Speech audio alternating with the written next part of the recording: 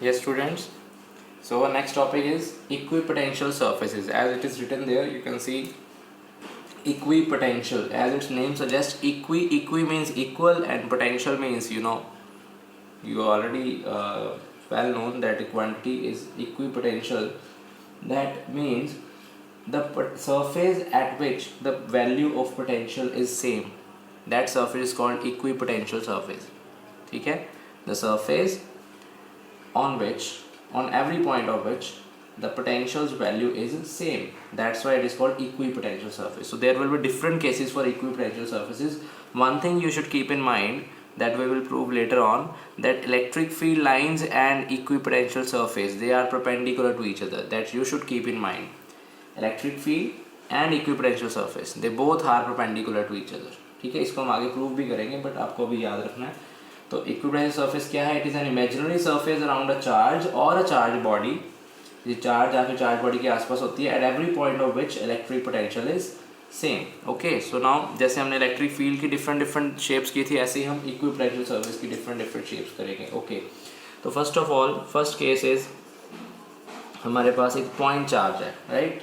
Point charge. तो जो point charge होता है वो पॉजिटिव भी हो सकता है, नेगेटिव भी हो सकता है. ठीक है, तो अब हम एक पॉइंट चार्ज लेते हैं फॉर अ पॉइंट चार्ज. ठीक है, तो मैंने एक पॉइंट चार्ज प्लस क्यू बना लिया. अब इसके आसपास इक्विपोटेंशियल सरफेस कैसी होगी? सोचो, स्फेरिकल शेप हो, क्योंकि अगर मैं इसके यहाँ पे देखूँ रेडियस आर पे, तो एक वी इज इक्वल टू के क्यू अपॉन आर. यहाँ पे देखूँ वो भी रेडियस आर पे, तो वो भी के क्यू अपॉन आर. यहाँ पे देखूँ तो वो भी सेम, यहाँ पे देखूँ वो भी सेम. यहाँ पे अगर डिस्टेंस आर हो यानी कि रेडियस पे, तो उन सबको ज्वाइन कर दो. उन सबके लोकस को मैं क्या बोलूँगा? Equipotential surface. So equipotential surface किसी पॉइंट चार्ज के आसपास कैसी होगी बच्चे? It will be spherical in shape.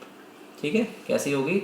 Spherical in shape for a point charge. ठीक है, एक जैसे बनाने हैं. For a point charge it will be spherical in shape. ठीक है जी, क्योंकि स्फेरिकल शेप पे ही, जैसे अब ये सरफेस पे हर एक सरफेस है पहली, इसके हर एक पॉइंट पे पोटेंशियल की वैल्यू सेम, फिर नेक्स्ट के हर एक पॉइंट पे पोटेंशियल की वैल्यू सेम, फिर उससे नेक्स्ट के हर एक पॉइंट पे पोटेंशियल की वैल्यू सेम. और एक चीज़ और, आप साथ में कोशिश करें कि इलेक्ट्रिक फील्ड लाइंस भी शो करें. तो इलेक्ट्रिक फील्ड लाइंस इससे रेडियली आउटवर्ड होती हैं, तो आपको पता ही है. और देखो हर एक पॉइंट पे परपेंडिकुलर भी बन रही हैं, परपेंडिकुलर होनी ज़रूरी है. रेडियली आउटवर्ड बनाना है आपने इसको. ठीक है, अगर ये नेगेटिव चार्ज हो तो कैसा बनाओगे? सेम आ जाएगा, बट वो एरोज अंदर आ जाएंगे, बाकी सारा सेम आ जाएगा अगर नेगेटिव चार्ज होगा. ठीक है, okay. Next is for combination of charge. Combination of charge. ठीक है, तो अब वो दोनों प्लस के भी हो सकते हैं, वो दोनों माइनस के भी हो सकते हैं, या फिर एक प्लस एक माइनस भी हो सकता है. तो पहले हम एक प्लस, दोनों प्लस वाले करते हैं. ये भी प्लस और ये भी प्लस. ओके, अब आपको पता है कि अगर हम पॉजिटिव पॉजिटिव दो ले लेते हैं तो उसकी इलेक्ट्रिक फील्ड लाइंस तो आपस में रिपेल करती हुई दिखती हैं और बीच में एक न्यूट्रल पॉइंट आता था, वो ठीक है. बट पोटेंशियल में तो ऐसा कुछ नहीं है. पोटेंशियल तो एक स्केलर क्वांटिटी है, इसमें तो जस्ट चीज़ें ऐड होती हैं. ठीक है, ये चीज़ पता लग गई आपको, इसमें चीज़ें ऐड होती हैं. तो इसमें ना कुछ शेप ऐसी आएगी पोटेंशियल सर्फेसिस की, मतलब जैसे इसका पोटेंशियल इसका पोटेंशियल, क्योंकि ये तो डायरेक्टली ऐड होता है.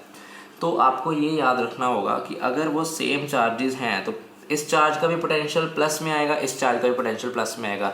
दोनों के पोटेंशियल आपस में क्या होंगे? वहाँ पे ऐड होंगे, यानी कि वो एक दूसरे को हेल्प करेंगे, एक दूसरे की तरफ हमें आते हुए दिखेंगे. मतलब क्योंकि दोनों पॉजिटिव हैं, दोनों पॉजिटिव पोटेंशियल एक दूसरे के पास आएंगे. पास इन द सेंस कहने का मतलब यह कि वो एक दूसरे को ऐड अप करेंगे. तो इसलिए इसके भी स्फेरिकल बनेंगे, इसके भी स्फेरिकल बनेंगे, बट वो दोनों स्फेरिकल जो हैं वो आपस में एक दूसरे के पास आते कुछ आपको दिखेंगे. मतलब कुछ इस तरह की शेप बनेगी, वो एक दूसरे, मतलब इस साइड जो है वो जो है वैल्यू, आपको जो शेप है वो सर्कल्स है इस तरफ आते हुए दिखेंगे. तो अगर वो सारे इस तरफ आते हुए दिखेंगे तो सोचो कैसी शेप बनेगी. देखो, ये तो बना दिया हमने पहला. ठीक है ना. अब अगली बार भी बनाएंगे, बट अगली बार आप क्या देखोगे, इधर से ना थोड़ा सर्कल इधर को शिफ्ट हो रहा है, तो इधर से डिस्टेंस थोड़ा कम, इधर से थोड़ा ज़्यादा हो जाएगा, क्योंकि वो एक दूसरे की तरफ आ रहे हैं. यहाँ से भी ऐसे ही इधर से कम होता जाएगा, उधर से पास आते जाएंगे, ऐसे ही. और उधर भी बना दो.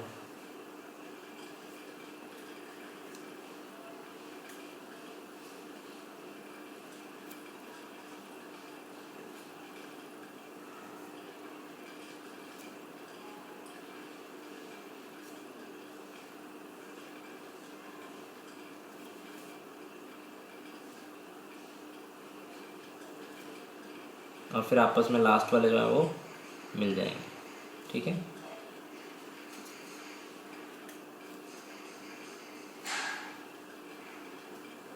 तो यहाँ से आपने एक चीज़ नोटिस की कि इधर थोड़े टाइट है पीछे से और इस तरफ पास आ रहे हैं, यानी कि एक दूसरे की तरफ आते हुए दिखेंगे। और बाकी इसकी जो शेप है आपकी इलेक्ट्रिक फील्ड लाइन्स की, वो तो आपको बताइए आप कैसे बनाते हो, वो तो एक दूसरे को रिपेल ही करेंगी, तो वो कुछ ऐसे ही आप रिपेल करते हुए दिखा सकते हो जैसे आप नॉर्मली बनाते हो।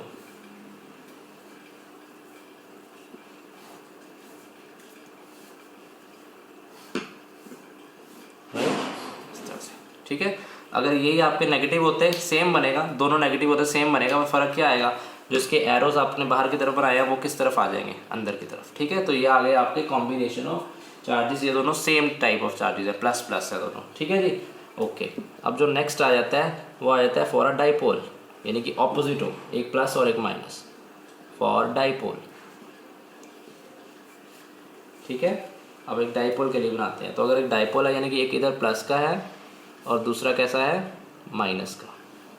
ठीक है, अब ये प्लस है, ये प्लस, ये तो एक दूसरे के अंदर ऐड हुए क्योंकि वो एक दूसरे के पोटेंशियल को ऐड कर रहे हैं। बट अगर हम यहाँ पे देखें तो इसमें वो एक दूसरे के पोटेंशियल को क्या करेंगे, माइनस करेंगे। एक प्लस का पोटेंशियल, एक माइनस का, तो अगर वो कटते हैं, एक दूसरे को काट रहे हैं पोटेंशियल को, तो फिर आपको कैसे दिखेंगे, एक दूसरे से दूर जाते हुए दिखेंगे। इसमें पास आ रहे थे क्योंकि ऐड हो रहे हैं, उसमें दूर जाते हुए दिखेंगे। दूर जाते हुए दिखेंगे तो फिर इसका मतलब क्या होगा, यहाँ से सर्कल का डिस्टेंस इधर से कम हो जाएगा और उधर से खुल जाएगा, क्योंकि उधर से उस तरफ जा रहे हैं, दूर जा रहे हैं। तो हम कैसे बनाएंगे फिर दूर, देखो इससे उल्टा बनाना है, बस आपने ये याद रखना है। एक बना के पहले जैसे आप नॉर्मली बनाते हो, ठीक है, एक बना दिया, उसके बाद क्या करना है, इधर से थोड़ा कम डिस्टेंस करते जाओ और उधर से बढ़ाते जाओ थोड़ा धीरे धीरे। ठीक है, आप बुक से इसको डायग्राम को अच्छी तरह देख लेना, मैं एक्चुअली थोड़ा फ्री हैंड बना रहा हूँ तो शायद थोड़ा सा गड़बड़ आए शेप में, बट आप एक बार फिर भी इसको, जैसे ये थोड़ा सा हो गया, इसमें ये इस तरह बनेगा और उस तरफ जो है डिस्टेंस ज़्यादा आएगा बाहर की तरफ। ठीक है, फिर यहाँ से भी ऐसे,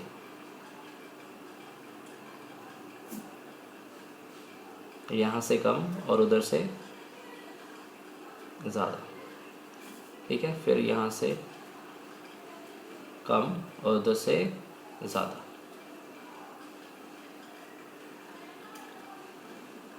ठीक है, कुछ इस तरह से एक दूसरे से दूर जाए दिखेंगे। और इसकी लाइंस तो आप लोग बताइए कैसे होती हैं, पॉजिटिव नेगेटिव, जैसे आप बनाते हो इलेक्ट्रिक फील्ड लाइंस, वो ऐसे ही बनानी है आपने।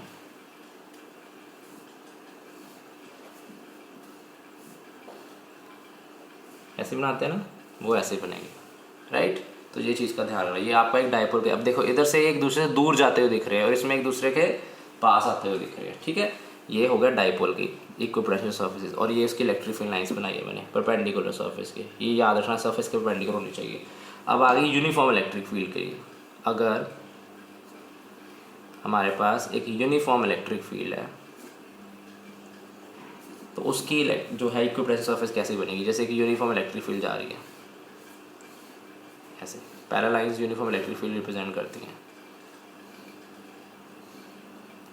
तो ऑब्वियसली ये किससे आ रही होंगी, किसी प्लेट से ही आ रही होंगी ना, इनफाइनाइट चार्ज प्लेट से, कोई ऐसे इनफाइनाइट चार्ज से आ रही होंगी।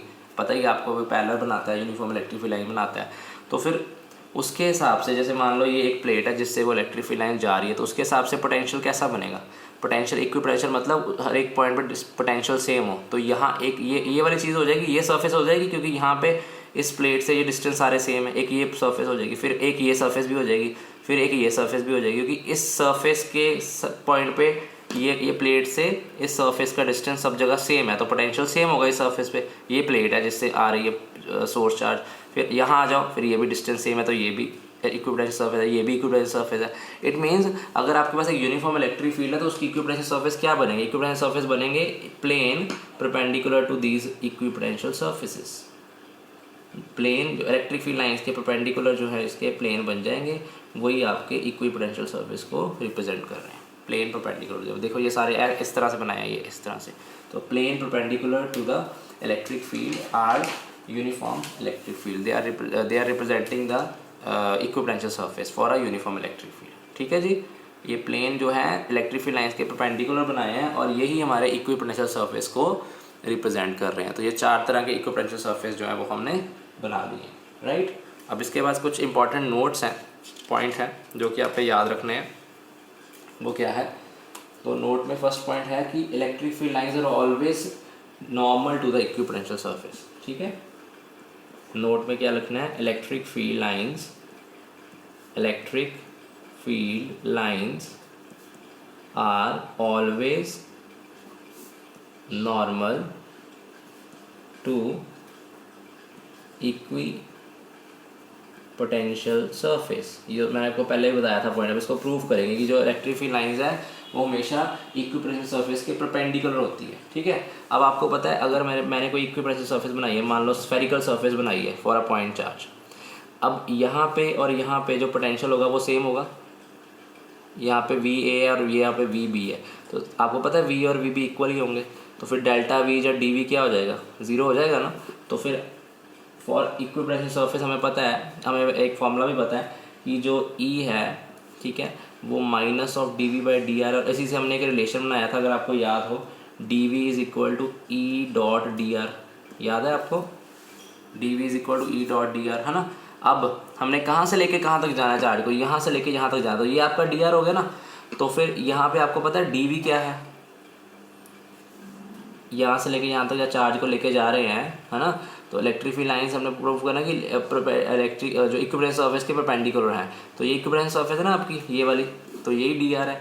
इसका मतलब इस पॉइंट पे डी वी की वैल्यू ज़ीरो होगी, क्यों, क्योंकि ये इक्विपोटेंशियल सरफेस है, चेंज इन पोटेंशियल ज़ीरो है, तो डी वी ज़ीरो हो गया ई डॉट डी आर। तो अगर ई डॉट डी आर ज़ीरो के इक्वल है तो आपको पता है ई और डी आर आपस में क्या हो जाएंगे, परपेंडिकुलर। तो इलेक्ट्रिक फील्ड और जो ये हैं आपके इलेक्ट्रिक फील्ड और equipotential surface they are perpendicular, इससे हमने इसको प्रूव कर दिया। ठीक है, अब सेकंड पॉइंट एक और याद रखना है, no work done is there in moving a charge from one point to other on equipotential surface. Equipotential surface पे अगर हमने किसी चार्ज को एक जगह से दूसरी जगह लेके जाना है ना, तो फिर हमें कोई वर्क डन नहीं करना पड़ना। जैसे हम बोलते हैं एक पॉइंट से दूसरे पॉइंट तक कितना वर्क डन करना पड़ेगा, तो उसको बोलते हैं electric potential difference, work done पर यूनिट चार्ज। बट अगर इक्विपोटेंशियल सरफेस पे हो दो पॉइंट, तो फिर हमें कोई वर्क डन नहीं करना पड़ना। ठीक है, अब ऐसा क्यों आया, अगर आपको याद हो पिछले वाले आर्टिकल में, पिछली वाली स्लाइड में हमने एक पॉइंट लिखा था, हमने वहाँ पे लिखा था, ये देखो, D W upon Q naught is equal to D V, याद है आपको, वर्क डन पर यूनिट चार्ज यही है ना आपको, D W upon Q naught is equal to D V. तो अब यही मैं यहाँ पे यूज़ कर रहा हूँ, देखो आपको पता है D V is equal to D W upon Q naught, right, और डी डब्ल्यू किसके इक्वल आ गया, Q naught into D V. तो इक्विपोटेंशियल सरफेस के लिए डी वी क्या होता है, ज़ीरो, तो डी डब्ल्यू भी आपका क्या आ गया, zero. No work is done moving a charge on equipotential surface. तो अगर इक्विपोटेंशियल सरफेस पे हम किसी चार्ज को मूव करते हैं तो हमें कोई वर्क डन नहीं करना पड़ेगा। इक्विपोटेंशियल सरफेस का मतलब है कि वो पोटेंशियल सेम हो बस दो पॉइंट पर, ये याद रखना है। ठीक है जी, अब जैसे एक एग्जांपल देता हूँ मैं आपको, हमारे पास एक वर्टेक्स है, मतलब स्क्वायर है, उसके डायगोनल जहाँ पे मीट करती है वहाँ पे एक सोर्स चार्ज पड़ा है, तो आपको एक टेस्ट चार्ज को क्यू नॉट को ना ए पॉइंट से बी पॉइंट तक लेके जाना है। बताओ कहते हैं कितना वर्क डन करना पड़ेगा। अब आपको पता है इस पॉइंट और इस पॉइंट के बीच यहाँ पे पोटेंशियल और यहाँ पे पोटेंशियल, दोनों का पोटेंशियल सेम होगा, सोर्स चार्ज की डिस्टेंस ये सेम है, तो फिर potential at A is equal to potential at B. तो फिर उसके हिसाब से ये दोनों पॉइंट कौन सी सरफेस पे आ गए, उसके इक्विपोटेंशियल सरफेस पे आ गए ना। बीच में मत देखो, क्योंकि ये वाला ये देखो, यहाँ पॉइंट और यहाँ पॉइंट कितना डिफरेंस है पोटेंशियल का, जीरो। तो if this potential is zero then there will be no work done. ये आपने याद रखनी है ऐसी चीज़ें। अगर जो दो पॉइंट वो बोल रहे हैं जहाँ पे चार्ज को लेके जाना है, अगर उन दोनों पॉइंट का पोटेंशियल सेम है तो रास्ते में जैसा मर्जी हो हमें वो कोई वर्क डन नहीं करना पड़ेगा, क्योंकि हमें पता है वर्क डन का formula Q naught into D V होता है। तो अगर डी वी वहाँ पे जीरो है यानी कि there is no change in potential, तो that's why there will be no work done. ये आपने हमेशा ही याद रखना है। ठीक है जी, ओके। एक और चीज़ भी आप नोट करो साथ में कि जो इलेक्ट्रोस्टैटिक फोर्स जो हम पढ़ते आ रहे हैं इतनी देर से पूरे चैप्टर में, वो एक कंजर्वेटिव फोर्स होती है। क्यों आपने +1 में पढ़ा था conservative and non conservative. Conservative force होती है जो कि पाथ पे डिपेंड नहीं करती, जैसा मर्जी पाथ फॉलो कर लो, जो नेट वर्क डन है वो जीरो ही होता है। ऐसे ही जो इलेक्ट्रोस्टैटिक फोर्स है that is also a conservative force because work done by it does not depend on the type of path followed, it only depends on the initial and the final position. आप देख रहे हो electrostatic force वाले work done कर रहे हैं ना, तो इसमें सिर्फ इनिशियल और फाइनल। अब जैसे मैं देखूँ यहाँ पे तो पोटेंशियल अलग अलग हैं, यहाँ पे, बट इस पे और इस पे इनिशियल और फाइनल पोजीशन पे डिपेंड कर रहा है, वो उतना ही वर्क डन आ रहा है। समझ गए ना। इसलिए कहने का मतलब ये है कि इलेक्ट्रोस्टैटिक फोर्स जो है वो डिपेंड करती है, उसका वर्क डन डिपेंड करता है सिर्फ इनिशियल और फाइनल पोजीशन पे, बीच में जो मर्जी बात फॉलो करो उस पर डिपेंड नहीं करता। So it's a conservative force, ये याद रखना है आपने। Electrostatic force is a conservative force because work done by it does not depend on the type of path followed, कि हमने कैसा पाथ फॉलो किया वो वर्क डन उस पर डिपेंड नहीं करता। ठीक है जी, ये चीज़ का भी आपने ध्यान रख लेना है। ओके, अब हम एक क्वेश्चन करेंगे। देखो क्वेश्चन है, yes students, so the question is 27 charged water droplets D is equal to 2 mm charge 1 picocoulomb, right, combine to form a bigger drop and you have to find the calculate the potential of the bigger drop। जो बड़ी drop है आपको उसका potential निकालना है, ठीक है, और हर एक के ऊपर जो चार्ज है वो कितना गिवन है हमें, 1 पिकोकूलम का, एंड ऑल्सो गिवन एक चीज़ गिवन है हमें और potential of 1 drop is 9 volt, ये भी गिवन है हमें। ठीक है, तो अब ये सेम क्वेश्चन है जो आपका टर्मिनल वेलोसिटी वाला आपने 11th क्लास में किया था। ठीक है, तो 27 ड्रॉप्स है, उनको मिला के एक बड़ी ड्रॉप बना दी गई है। तो पहले तो हम 27 ड्रॉप के हिसाब से उसका वो निकाल लेते हैं। तो मान लो बड़ी ड्रॉप का जो वॉल्यूम है 4/3 pi capital R cube is equal to 27 into 4/3 pi small R cube, यही होगा ना। छोटी ड्रॉप का वॉल्यूम इंटू 27 कर दो, बड़ी ड्रॉप के वॉल्यूम का इक्वल आ जाएगा। तो ये कटिंग हो जाएगी यहाँ से, तो capital R cube is equal to 27 into small R cube और capital R is equal to 3r by taking cube root, right. ये तक क्लियर हो गया। अब उन्होंने बोला है कि ये मिला के हर एक ड्रॉप का जो चार्ज है वो 1 पिकोकूलम है, ये भी पता है। ओके, ठीक है, तो चार्ज 1 पिकोकूलम ठीक है गिवन है गया, और हमें वैसे ही पोटेंशियल ऑफ बड़ी ड्रॉप 19 वोल्ट गिवन है। ओके, तो फिर पोटेंशियल ऑफ बड़ी ड्रॉप क्या हो जाएगा, v dash is equal to k q dash upon capital r, right, and k q dash means जो बड़ी ड्रॉप का चार्ज है। तो बड़ी ड्रॉप का चार्ज कितना आ जाएगा, बड़ी ड्रॉप का charge will be equal to 27 into smaller drop का चार्ज, है ना, 27 ड्रॉप को मिला के बना है, अपॉन कैपिटल आर किसके इक्वल आ जाएगा, 3r के। जो बड़ी ड्रॉप का रेडियस है वो छोटी ड्रॉप के 3 टाइम्स है। अब आपको पता है, इसको ऐसे लिख सकता हूँ मैं, ये कटिंग हो जाएगी 9 आ जाएगा, तो 9 इंटू के क्यू अपॉन स्मॉल आर, और के क्यू अपॉन स्मॉल आर मतलब छोटी ड्रॉप का पोटेंशियल, तो वो तो हमें गिवन है 9 वोल्ट, वो 9 वोल्ट गिवन है हमें। v इज इक्वल टू के क्यू अपॉन स्मॉल आर, वो 9 वोल्ट गिवन है छोटी ड्रॉप का। तो यहाँ पे वैल्यू पुट करूँगा मैं के क्यू अपॉन आर की, 9 इंटू 9 आ जाएगा, तो आंसर विल बी 81 वोल्ट। तो this is the potential of the bigger drop that is equal to 81 volt. ठीक है जी, यहाँ तक क्लियर है। ओके, अब एक नेक्स्ट क्वेश्चन हम करेंगे, वो है 3 charges minus Q, capital Q and again minus Q, 3 charges है हमारे पास, राइट।